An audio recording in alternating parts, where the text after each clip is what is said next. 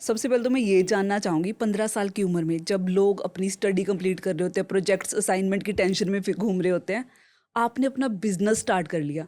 इसकी इंस्पिरेशन कहाँ से आई, मोटिवेशन कहाँ से, कैसे जर्नी स्टार्ट की? जर्नी तो कुछ ऐसी रही कि जब मैं 13 साल का था, मुझे तब से ही कुछ ना कुछ अंदर फीलिंग थी कि कुछ तो एक्स्ट्रा ऑर्डिनरी करना है और बहुत जल्दी करना है। पता नहीं मैं किस चीज़ के प्रेशर में था 13 साल में ही? 13 साल में ही, और कुछ जल्दी करने की थी मेरे को। मैंने यूट्यूब चैनल स्टार्ट किया था अपना जब मैं 13 साल का था। तो वहाँ से जर्नी शुरू हुई। ऑल्दो उस यूट्यूब का और एंटरप्रेन्योरशिप का कोई ऐसा लेना देना नहीं है, बट जब मैं 15 साल का था तब लॉकडाउन स्टार्ट हुआ था। सो फिर कहीं ना कहीं से कुछ देखा, इंस्टाग्राम चलाते थे उस टाइम सब लोग, तो इंस्टाग्राम पे काफ़ी इन्फ्लुएंसर्स, कंटेंट क्रिएशन, पब्लिसिटी, ये सब चीज़ें बहुत चल रही थी। हम्म। तो मैंने पीआर फर्म स्टार्ट की। अब उस टाइम मैं था 15 साल का, तो बिजनेस वाला आइडिया मेरे को था ही नहीं कुछ। हाँ। सडनली एक दिन मैंने ऐसे ही देखा, कोई ना कोई कुछ ना कुछ कर रहा था, इंस्पिरेशन ली मैंने, और फिर अपनी पीआर फर्म स्टार्ट करी। हम लोग प्रेस रिलीज वगैरह उस टाइम करते थे, पब्लिसिटी करते थे। उस टाइम मतलब वैसे था क्रेज पीआर वगैरह का? मतलब जैसे आज तो समझ में आता है बिग बॉस की वजह से पीआर एक टर्म ना कोई नुई नहीं और लोगों को पता लगा। हाँ, उस टाइम पे था इतना रिवाज पीआर उस का? टाइम ग्रोइंग इंडस्ट्री थी, ठीक काफ़ी है। बिगनिंग थी, बहुत ज़्यादा इनिशियल था और बिगनिंग थी उस टाइम। और मेरे कुछ खास कॉन्टैक्ट्स भी नहीं थे इंडस्ट्री में, खास क्या बिल्कुल भी कॉन्टैक्ट्स नहीं थे इंडस्ट्री में।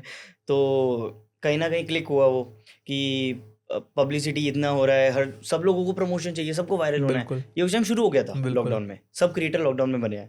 सो उस टाइम में शुरू हो गया था। सो मैंने पीआर फॉर्म स्टार्ट की, पब्लिसिटी करना स्टार्ट किया। मुझे याद है पहला दिन था, कंपनी का नाम कुछ नहीं, कोई बिजनेस नहीं था। पहला दिन था, मुझे कहीं से सर्विसेज की लिस्ट आई, वो मैंने खुद ऑनबोर्ड करी, हाँ। खुद से कि कैसे करना है, सीखा। मुझे पहला क्लाइंट मिला, मेरा वो पहले दिन, कंपनी नहीं फॉर्म हुई थी, पहले दिन मेरा 3,000 रुपये का प्रॉफिट हुआ। अब उस टाइम 15 साल में 3,000 रुपये खुद के, हाँ।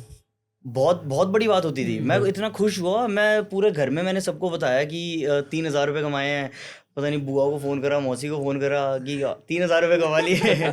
सो अगले दिन सोचा, पता नहीं मेरे उस टाइम मैच्योरिटी मेरे में कहाँ से ये आई, मैंने अगले दिन कंपनी का नाम खुद ही सोचा। हम्म। और फिर लोगो वगैरह खुद ही बनाया, सब खुद ही करा। और इंस्टाग्राम पेज बनाया, इंस्टाग्राम से काम मिलता था उस टाइम, तो इंस्टाग्राम पेज बनाया। फिर बस धीरे धीरे ये जर्नी स्टार्ट हो गई। फिर कंपटीशन इतना ज़्यादा हो गया और कहीं ना कहीं मैं लैग कर रहा था। Honestly okay. अगर बताऊं तो कहीं ना कहीं मैं लैग कर रहा था उस कंपनी में। ओके। सो फिर जब 2020 ख़त्म होने को था, दिसंबर की बात कर रहा हूँ, उस टाइम फिर मैं इन्फ्लुएंसर मार्केटिंग में आया। क्योंकि ओके। स्टार्टिंग में एक्टिंग का आपको बताया था कि मैंने बताया भी, यूट्यूब स्टार्ट किया। तो फिर मैं धीरे धीरे इन्फ्लुएंसर्स मैंने देखे, कंटेंट क्रिएटर्स देखे। हाँ। उस टाइम मैं मैसेज करता रहता था फैन बॉय की तरह ना, हाँ। हाँ। क्रिएटर जो चल रहा होता था, hi sir, I live in Delhi, आप कभी भी आओ, प्लीज़ मुझे बताना, मुझे बस एक बार मिलना है आपसे। मैं ऐसे से अभी भी मेरे पास है वो फ़ोन में। ठीक है। मैं अब तो किसी को मैसेज करता हूँ अनसेंड कर देता हूँ पहले वो वाले मैसेज। सो वो मैं करता था उस टाइम। नाइस। कुछ कुछ क्रिएटर्स का रिप्लाई आ गया और फिर कॉन्टैक्ट्स आ गए।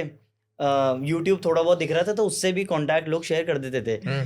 सो ऐसे हो गया। फिर मुझे लगा कि एक दो लोग हैं मेरे सर्कल में ही जिनकी मैं हेल्प कर सकता हूँ, इन्फ्लुएंसर से उनका प्रमोशन करा सकता हूँ। सो एक दो जगह वो डील बन गई।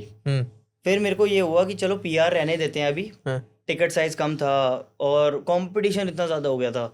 500-500 रुपये के मार्जिन, 1,000-1,000 रुपये के मार्जिन, तो वो बन नहीं पा रही थी बात ना। ओके। अब मेरे को स्टार्टिंग से ही कुछ एक्सपोनेंशियल ग्रोथ का चस्का था कि हाँ। कुछ तो अलग ही करना है। हाँ।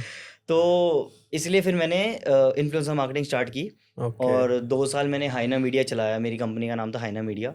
एंड उस पर हम सॉन्ग प्रमोशंस करते थे, ब्रांड डील्स करते थे, B2B करते थे, B2C करते थे, तो ये सब चीज़ें करते थे।